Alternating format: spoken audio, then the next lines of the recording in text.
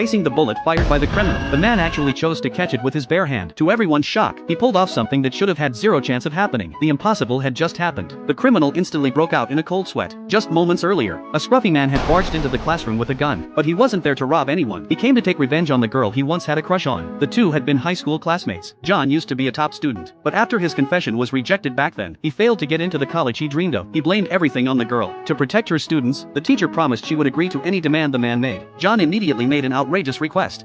じゃあ俺とセックスしてくれよ。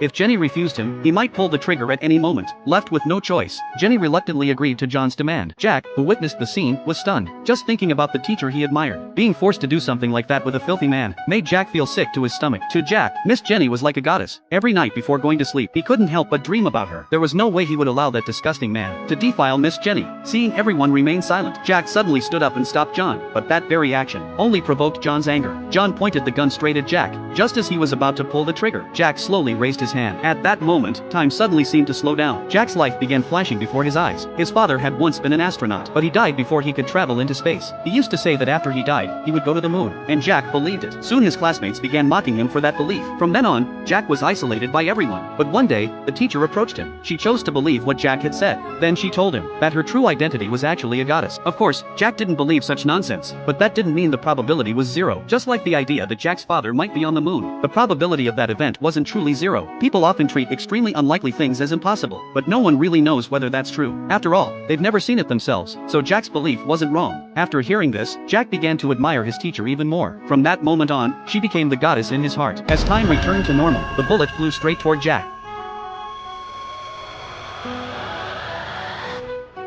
Everyone in the room held their breath, their eyes fixed on him. Then Jack slowly opened his hand, and in his palm was the very bullet that had been fired. At that moment, everyone present was stunned. Jack had actually caught the bullet. Even Jack himself was a little surprised, but remembering that his teacher was still in danger, his mind began racing. A bold plan quickly formed in his head. He told the criminal that he came from the future and could easily track the path of a bullet. John didn't fully believe him, but Jack had indeed caught the bullet. That fact alone shattered John's common sense. To convince John, Jack claimed he had already seen his future. Soon he would be arrested. About 10 years later, he would be released from prison. But during those years behind bars, he would study hard. Eventually, he would pass the entrance exam and get into the University of Tokyo. While studying there, he would marry a girlfriend he met during a part-time job. They would have 4 children together. After that, he would successfully start his own business. Each word Jack spoke slowly broke down John's mental defenses. He had started to believe Jack's story. At that critical moment, the teacher stepped in and backed him up. In the end, John decided to turn himself in and start over.